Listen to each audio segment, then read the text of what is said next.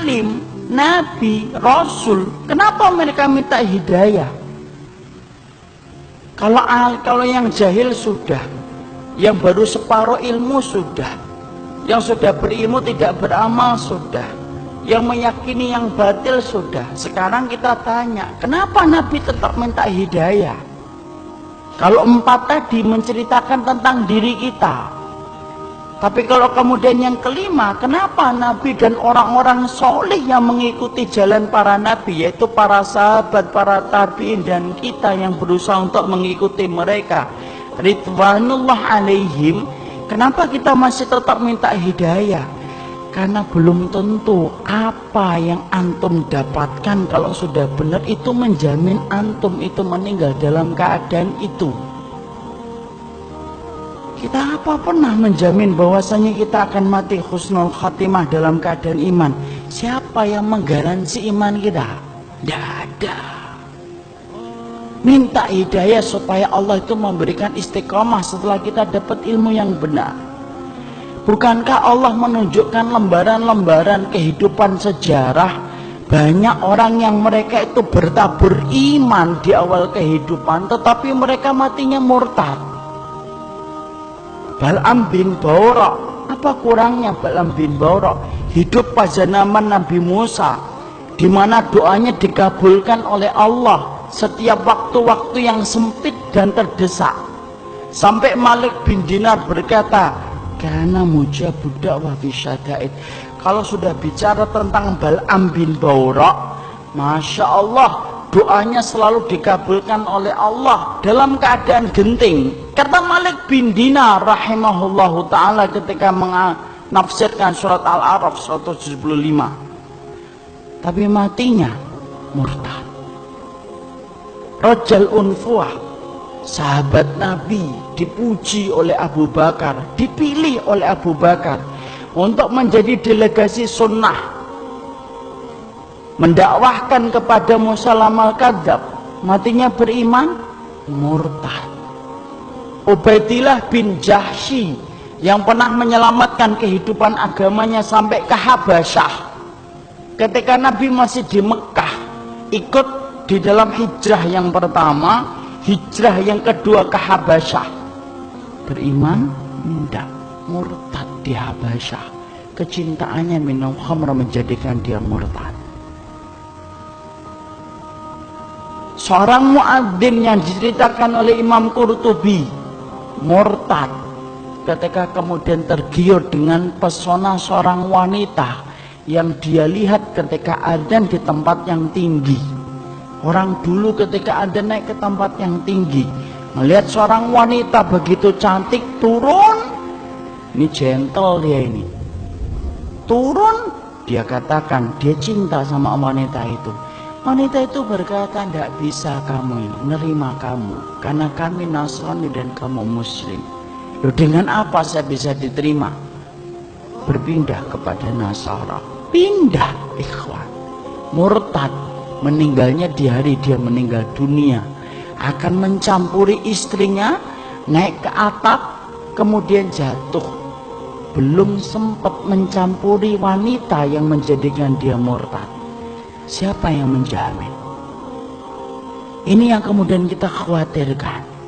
Minta terus hidayah.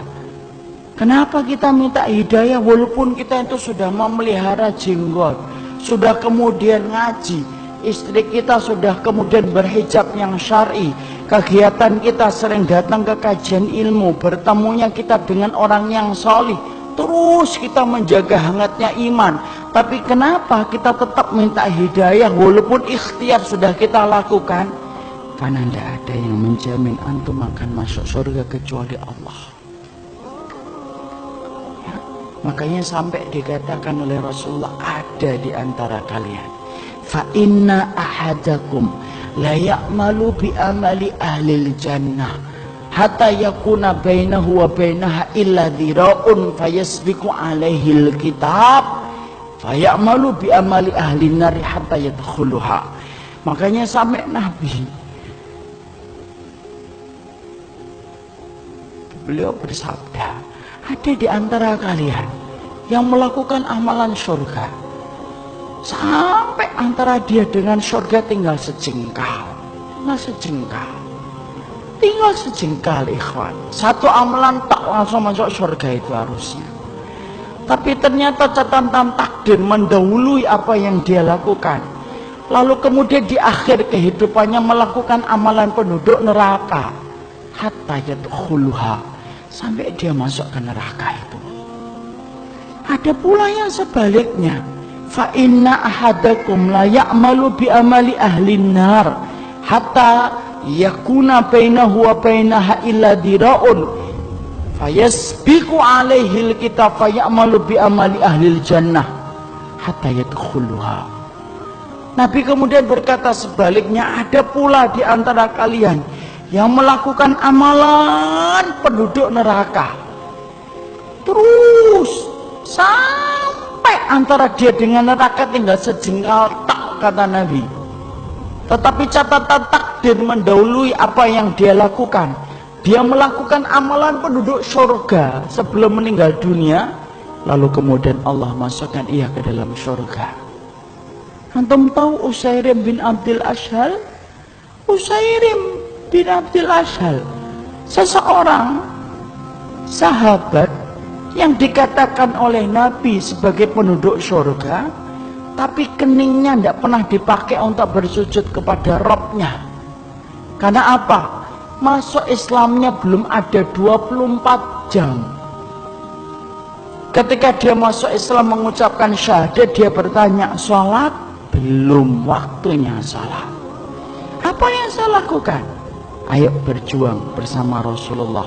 Berjuang bersama Rasulullah SAW dan para sahabat. Ketika kemudian dalam peperangan tersebut Allah takdirkan dia meninggal dunia. Ketika meninggal dunia, maka rame para sahabat membicarakan tentang Usairim bin Abdul Ashhal. Sampai Abu Hurairah berkata, inilah penduduk surga yang belum pernah menempelkan keningnya untuk mencium bumi bersujud kepada Allah. Itulah Usairim bin Abdul Ashhal. Siapa yang jamin ikhwan? Jangan sombong kalau kita hari ini sudah ngitibak. Jangan sombong ketika kita hari ini sudah ngaji. Belum tentu itu akan menjadi jaminan bahwasanya itu menjadi keimanan kita ketika meninggal dunia. Jangan maghrur. Apa itu maghrur? Tertipu dengan amalan kita, merasa bahwasanya amalan kita itu akan pasti menjadikan kita masuk surga. Siapa yang jamin? Minta hidayah kepada Allah supaya kemudian kita diberikan oleh Allah. Kalau antum betul-betul orang yang solih, supaya hidayah yang antum minta menjadikan antum diberikan istiqomah sampai antum meninggal dunia. Itu yang kita minta kepada Allah. Inilah pentingnya hidayah. Makanya di dalam kehidupan kita sampai Allah terangkan doa yang pertama bukan doa meminta ampunan. Doa yang pertama bukan meminta surga. Doa yang pertama di dalam Al-Quran bukan meminta perlindungan dari neraka. Tapi doa yang pertama ikhwan, antum sebagai hambanya Allah diajarin oleh Allah. Kita diajarin oleh Allah minta hidayah.